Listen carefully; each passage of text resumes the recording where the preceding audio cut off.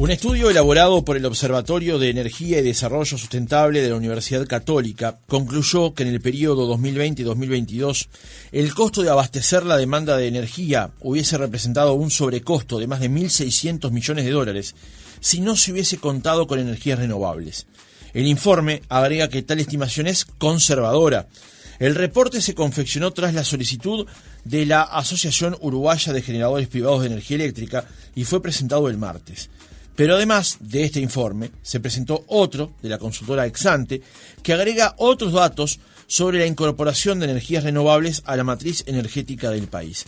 Por ejemplo, se afirma que en 15 años nuestro país duplicó su potencia instalada y destaca a nivel global por su elevadísima proporción de generación eléctrica con fuentes renovables, al tiempo que con ello permitió un abaratamiento muy significativo del costo de abastecimiento de la demanda.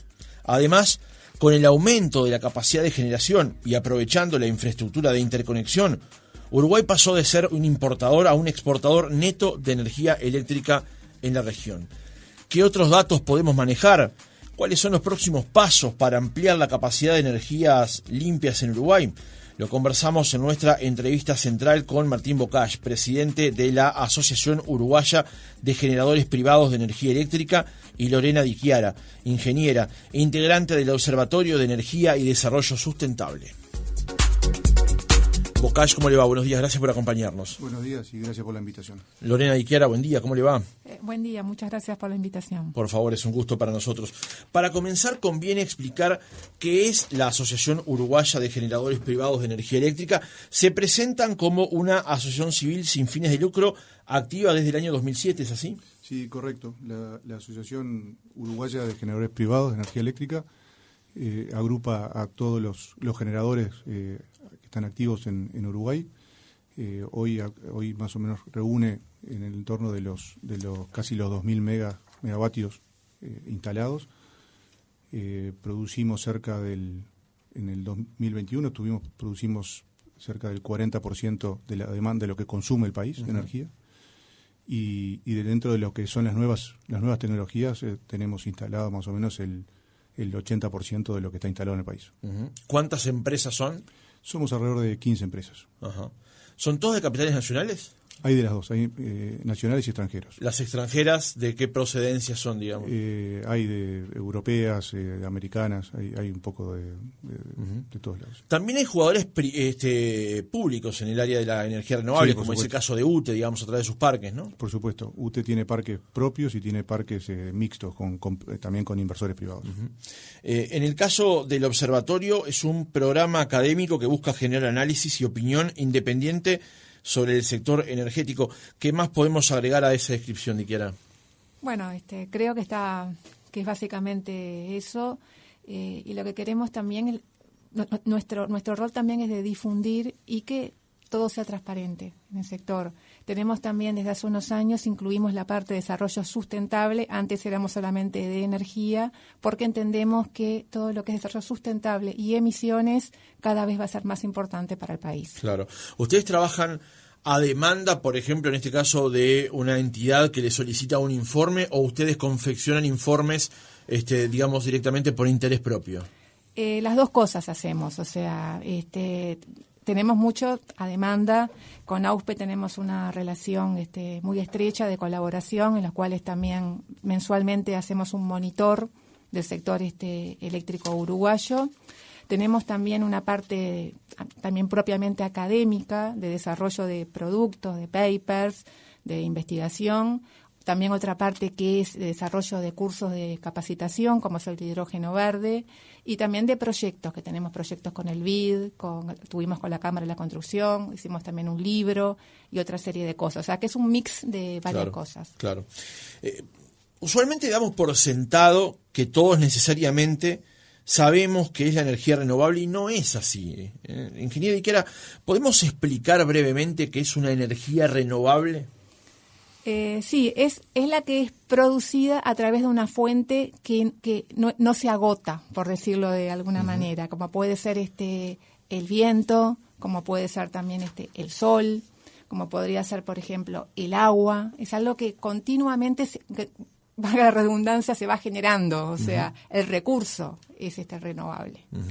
Eso obviamente no es lo que involucra a la generación térmica a partir de energías que provienen de elementos fósiles, por ejemplo. Exactamente, porque esos elementos se van a agotar. Y además también lo que es los combustibles fósiles contaminan, o sea, y eso también provocan emisiones, que eso contribuye al calentamiento global. O sea, nosotros, Uruguay, podemos decir con orgullo que hemos pasado una primera transición energética en lo que es el sector eléctrico, con una descarbonización casi total del sistema eléctrico.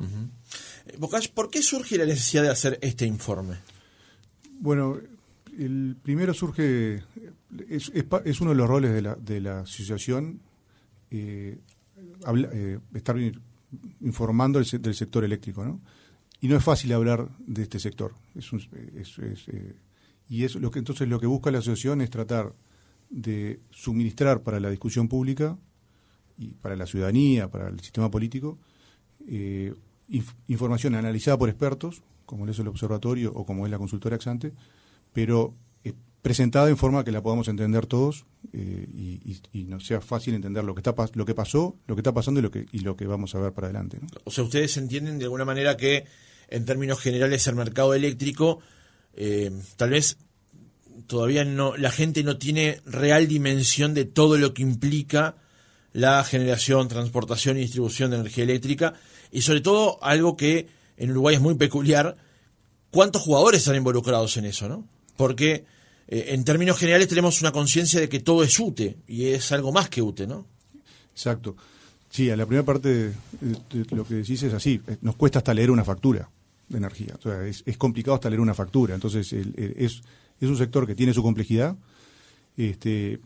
y bueno, y es así, es un sector que ha evolucionado dentro de esta primera transición. Lo que ha pasado es que fue un esfuerzo público-privado, yo creo que de las mejores expresiones de un esfuerzo público-privado que hemos tenido en Uruguay, y se hizo donde el Ministerio de Industria, Energía y Minería fue el que llevó adelante esta política de Estado. UTE puso contratos que dieron tranquilidad y seguridad en el largo plazo y bancabilidad, y los privados apostaron en ese momento a toda esa propuesta, ¿no? Y seguimos apostando fuerte.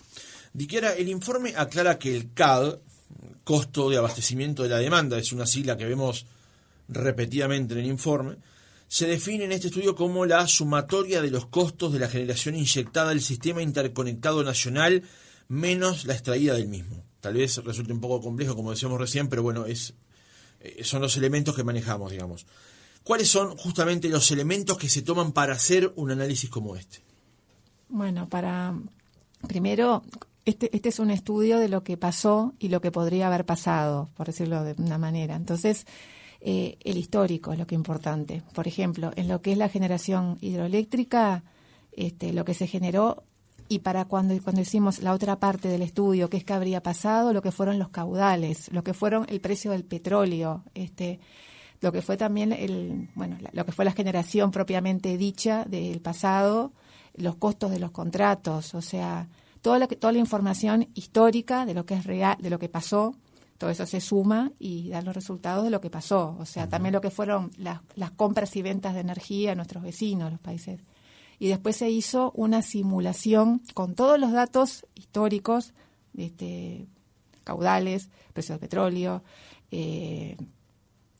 y bueno, comercio internacional de energía, y se vio qué habría pasado si no se tomaba la decisión hace varios años de instalar energías renovables no convencionales, y ahí se hace la comparativa. O sea, lo importante es que sea toda información real, o sea, lo que pasó, en este caso lo que pasó, claro. O sea, totalmente auditable.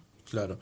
Eso está bueno aclararlo. El informe se presenta con datos fácticos y contrafácticos, o sea, lo que pasó versus lo que podría haber pasado, digamos, ¿no? Esa fue la forma que eligieron exacto. Para hacer la comparación y llegar a un dato concreto. Claro, pero o sea, que el que sería contrafáctico es partiendo de los caudales reales de las represas, los precios reales del petróleo, la disponibilidad real de las máquinas que había y otras hubo que agregar máquinas térmicas también, porque si no, no habría demanda, no había oferta para comprar y cubrir esa demanda. Exacto, la demanda real, con todos datos reales de lo que realmente pasó, porque pero simplemente sacando lo que sería la generación eólica y solar en la comparativa. Claro. El observador resumió el informe señalando que entre 2020 y 2022 el costo de abastecimiento de la demanda de energía eléctrica en Uruguay hubiera sido mayor en 1.600 millones de dólares si no se hubiera contado con el aporte de las energías renovables no convencionales. De vuelta, ¿cómo se llegó a esa conclusión y cuáles son los datos finalmente que las comparaciones arrojaron? Primero, el fáctico son los datos reales, o sea, los datos reales de lo que se generó realmente, los costos que se incurrió, luego también los ingresos por exportación de energía, que fueron cuantiosos, sobre todo en 2021, lo que se pagó por importación de energía, que fue un poco, y después se hizo, y entonces esos son datos reales y después lo que se hizo una simulación en el modelo que utiliza Uruguay, que es el SIMCE, en la cual se hizo, cuando empezó el año, la cota en las represas era la siguiente, se puso las cotas. Los aportes hidrológicos a lo largo del año, los caudales de la represa fueron los siguientes, se cargaron todos los caudales. Los precios de los combustibles mensualmente fueron los siguientes. Y se hizo una simulación. Al hacer la simulación se obtuvo un resultado. Y ese resultado fue el que se comparó año a año con el dato real. O sea, en la simulación se quitaron las renovables. O sea, claro. Es el resultado de una simulación basada en datos reales con lo que pasó realmente con todas las renovables. Uh-huh. Eso fue lo que se hizo. Como digo, ese estudio es totalmente auditable. La sala con la que se hizo también es libre. Cualquiera puede tomar el mismo estudio y ver todos los datos que se pusieron y la fuente de donde, que son toda información pública también. Uh-huh. Ese dato, como decía entonces, arrojó que de no haber ido por ese camino, hubiéramos tenido para generar la misma energía para cubrir esa demanda 1.600 millones de dólares más caros. Exactamente, sumando los 3 años. Uh-huh. Sí. ¿Cómo advirtió esos datos cuando se le presentaron en el informe Bocage? No, es contundente, ¿no? Uh-huh. O sea, al final, yo por eso el otro día en la conferencia decía que es una historia de éxito, porque es una historia donde, hay una política de Estado, hay un esfuerzo público-privado, pero el resultado de eso es que descarbonizamos una matriz energética al más de un 90%. Y que bajamos el costo de generar nuestra energía eléctrica a la mitad. O sea, es muy fuerte. Y además, como frutilla de la torta, el sistema demostró ser mucho más robusto frente a eventos extremos de sequía, que es lo que en Uruguay padecíamos en el periodo pre-renovables, ¿no? Claro. La AUPA hizo un informe, me acuerdo en la historia, hace 2 años hicimos un informe que trajimos un especialista en el mercado eléctrico que trabajó con Lorena también, y hicimos el mismo informe pero hasta el 2019, y él como experto en el mercado nos contaba que en los años 2008, 2009, 2010 el Banco Mundial lo consultaba a él para ver cuánto le iba a costar la generación a Uruguay. O sea, era muy fuerte el impacto en las cuentas fiscales, el costo de generar energía. Claro. Otro dato que está sobre la mesa es lo que decía recién Bocage con respecto a la descarbonización, o sea, el proceso que se llevó adelante por el cual se empezaron a usar más energías renovables para generar energía eléctrica y cubrir así la demanda, permitió ahorros económicos, pero también un beneficio ambiental por el uso del viento, la energía solar fotovoltaica, los recursos hidráulicos, y no quemar gasoil o fuel oil en ciertas plantas, ¿no? O gas. Exactamente. Y otra cosa que es importante, autonomía energética. O sea, el precio del petróleo hoy por hoy se puede disparar, que ha pasado, ya sabemos todos que ha pasado. Pasó el año pasado, ¿no? Exactamente. Y también como pasó en el 2011, 2012, que se fueron a las nubes el precio y que estuvimos a 1 megawatt un corte de energía eléctrica. Estuvo muy complicada la situación hace un poco más de 10 años. Y ahora, obviamente, lo vivimos, la suba de petróleo, pero el sector eléctrico prácticamente no se entera. Y las veces que importa energía no es porque no pueda generarla, sino porque, por ejemplo, Argentina tiene gas natural de exceso, de generación barata. Brasil está vertiendo, lo vende barato, y a Uruguay le sirve económicamente hacerlo, pero no como en aquel entonces, que era porque no tenías energía y estabas al borde de un corte, y estabas al borde del corte. Esa situación ya acá en Uruguay no se da ni se va a dar. Mismo 2021, seca, una seca muy grande. Sin embargo, estuvimos ayudando a Brasil, que estaba al borde del corte. O sea, ese tipo de situaciones que uno dice, ¿cómo con una seca tan grande nuestro sistema no tiene problemas? Uh-huh. Y eso es algo grandioso. O sea, estamos llegando a una independencia energética muy grande y obviamente la seca afecta, o sea, pero no afecta lo que afectaba hace 10 años atrás, que tenías diferencias de $1.000 millones igual. Eso que decía Chiara se notó en los ingresos de UTE para el año 2021, cuando se vendieron $500 millones de energía a Brasil. El informe de Exante señala que con el aumento de la capacidad de generación y aprovechando la infraestructura de interconexión, Uruguay pasó a ser un exportador neto de energía a la región. ¿Cómo lo advierten justamente los generadores privados ese tema de Uruguay pasar de ser un país con problemas para cubrir la demanda propia, como decía recién Chiara, a resolver ese tema y a la vez poder exportar energía? Es fantástico. El primero que hay que agregar a toda esta transición energética es que también una parte, un componente importante de inversión fue la conversora con Brasil, que nos permitió aumentar el flujo de exportación hacia Brasil. Teníamos una que estaba en Rivera, que era de menor porte, exacto, y se generó que está en Cerro Largo. Exacto, y eso fue también un paso muy importante que aportó muchísimo al sistema, pero increíblemente esa conversora que pensábamos recuperar la inversión con importación de energía, terminamos pagándola con exportación de energía. Entonces, eso es, yo creo que es parte de las buenas condiciones. La exportación, cuando nosotros hablamos del costo de abastecimiento de la demanda, que es el costo de producir nuestra energía de uso local, con el Exante y el observatorio hablaban del costo de abastecimiento de la demanda neto, que quiere decir que a los costos le restamos los ingresos por exportación.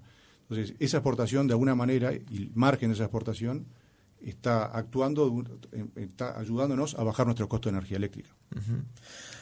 Un gran tema que estuvo planteado permanentemente con respecto al tema del desarrollo de esta nueva matriz fue el tema de los contratos. Con respecto a que en algunos casos a productores de energía eólica se le pagaba por energía que no se usaba, por ejemplo, en ciertas horas del día, incluso energía que se puede exportar, pero cuando no se puede exportar es energía que se pierde. Justamente los privados han planteado que en base a ese tipo de contratos se pudo desarrollar justamente estos parques y amortizar una inversión que si no a largo plazo sería más compleja. ¿Cómo lo advierten ustedes después de haber pasado tanto tiempo ya desde que comenzaron a funcionar los generadores privados? Bueno, sí, a ver, la historia es, desde que empezamos a operar en el 2015, sobre todo el sector, los parques eólicos, hasta hoy se ha pagado en total alrededor de $160 millones de restricciones, le llaman restricciones operativas, o sea, energía que usted paga a los parques pero que no consume, por distintos motivos. Y eso da un promedio de alrededor de $20 millones por año, y significa alrededor del 2,5% del costo del costo total de energía. O sea, es muy marginal. Y lo otro que estamos viendo es que el sistema empezó con volúmenes muy grandes de restricciones operativas, porque claramente es un sistema que nos costó algún tiempito empezar a entenderlo bien, pero se ha minimizado casi. Empezamos con los primeros años, estuvieron en el entorno de los $75 millones, y los últimos 3 estuvieron en el torno de los 4 o 5 millones. O sea que ese volumen, esa energía, ya no se tira energía, se comercializa, se mejoró muchísimo la comercialización de energía. Y bueno, y lo otro que es importante entender es que en estos sistemas renovables vamos a tener que trabajar con excedentes, porque son sistemas de energía variable. ¿Qué quiere decir eso? Quiere decir que como son energías variables, los sistemas de por sí tienen excedentes. Si queremos tener más penetración, si queremos tener más porcentaje de estas energías en nuestra matriz, hay momentos del día que tenemos excedentes de energía. Le pasa a todos los países y le va a pasar al mundo eso. Entonces, la mejor forma, una de las mejores formas de resolver ese problema que viene con este nuevo modelo es por ejemplo, es la interconexión con los países, la comercialización de energía entre países. Y ahora, eso es lo que está haciendo muy bien Uruguay. Hay un director de UTE, el señor Enrique Pez Bosch, que está planteando a los generadores de energía rever justamente esos contratos. Más allá de que, como usted plantea, sean marginales los costos que hoy paga UTE por energía que finalmente lo consume. Sí, a nosotros no nos vino ningún planteo de rever esos contratos. Es más, lo que sí vino y lo que sí hubo un proceso de licitatorio el año pasado que UTE nos propuso de alguna manera un sistema de bajar debido al impacto que hubo la inflación, que la inflación de los últimos 2 años pegó en los precios de energía. UTE nos propuso bajar los precios de energía a cambio de extender esos contratos. Sí. Entonces, eso es un proceso, o sea, eso quiere decir, eso es una señal de vuelta, de que el sector público y el sector privado trabajan juntos en buscar maneras de optimizar y de sortear los problemas, ¿no? Diquera, ¿por qué sigue siendo marginal la cantidad de energía solar fotovoltaica que hay presente en el sistema? ¿Por qué no se ha desarrollado acompasando, por ejemplo, la de biomasa o la de eólica? Bueno, vamos a ir un poquitito al contexto histórico. Uruguay tiene muy buen recurso eólico y solar, no digo que sea malo, pero tampoco estamos en el desierto de Atacama. Cuando se va a hacer el desarrollo de las energías renovables, la energía eólica era más barata y todavía hoy es más barata que la solar, un poquito. La energía solar fotovoltaica sí lo que ha sufrido, lo que ha tenido es una caída estrepitosa de precios que sigue teniendo. Hoy por hoy estamos en una paridad ya de precio eólica y solar. No me extrañaría que de acá a futuro se empiece a desarrollar más la energía solar. Pero cuando fue tomada la decisión, era correcto, era eólica. Uh-huh. O sea, y para desarrollarlo, ¿qué faltarán? Impulsos, incentivos. De hecho, se está desarrollando ahora solar. Hace poco entró en servicio un parque de 10 megas. UTE está también en un proceso de construcción de otro parque solar. O sea, sí sigue. Y yo estoy convencida de que ahora va a venir un periodo de grandes desarrollos nuevos de energías renovables. Hay mucha expectativa por el hidrógeno, claro. Hay mucha expectativa por descarbonización de transporte y otros sectores, y va a ser con energías renovables. Pero, como digo, el recurso eólico de Uruguay era muy bueno y en el momento que se tomaron la decisión, la eólica era mucho más conveniente que la solar. Ahora ya esa relación, la relación ya está muy pareja, o sea, claro. Pero es por el recurso del país. Para ir cerrando el reportaje, Bocage, se ha dicho que la capacidad instalada que tiene Uruguay hoy cubre la demanda que puede tener el país, que por supuesto debe ir creciendo con relación a su desarrollo industrial y demás. Hoy, y tomando la última parte de lo que decía Diquiara, ¿es necesario, cree usted, seguir invirtiendo en el desarrollo de energías renovables versus, por ejemplo, respaldos térmicos, como ocurrió hace poco tiempo cuando ocurrió la sequía más extrema, donde no se podía generar tanto con la hidráulica y se tuvo que recurrir a la Central del Valle o a la Central Combinada de Punta del Tigre? Sí, los sistemas claramente van caminan hacia las energías renovables y a descarbonizarse al 100%. La incorporación de tecnologías nuevas como también el almacenamiento con baterías va a ser parte de todo este juego, y eso es ese camino que no tiene marcha atrás, no tiene marcha atrás. El mundo ha decidido no sacar más carbono de abajo de la tierra y ponerlo arriba, y esa es una decisión tomada. Entonces es fundamental que este proceso, esta primera transición fue exitosa, se hizo, nos trajo un montón de beneficios y nos dejó posicionados para lo que decía la ingeniera Diquiara, para la segunda transición, porque de hecho ser uno de los pocos países en el mundo que descarbonizamos nuestra matriz, hoy nos pone una ventaja competitiva, nos pone en un grupito de países selectos que lo han logrado, y para eso es lo que tenemos que estar preparados, porque la segunda transformación va a ser de un flujo de inversiones probablemente pocas veces visto antes en la historia. Entonces, captarlas va a ser un desafío para Uruguay, ¿no? Martín Bocage, presidente de la Asociación Uruguaya de Generadores Privados de Energía Eléctrica, gracias por habernos acompañado otra mañana. Gracias, Francisco, gracias por la invitación y saludos. Lorena Di Chiara, ingeniera integrante del Observatorio de Energía y Desarrollo Sustentable de la Universidad Católica, gracias por habernos acompañado. No, gracias a ti por la invitación.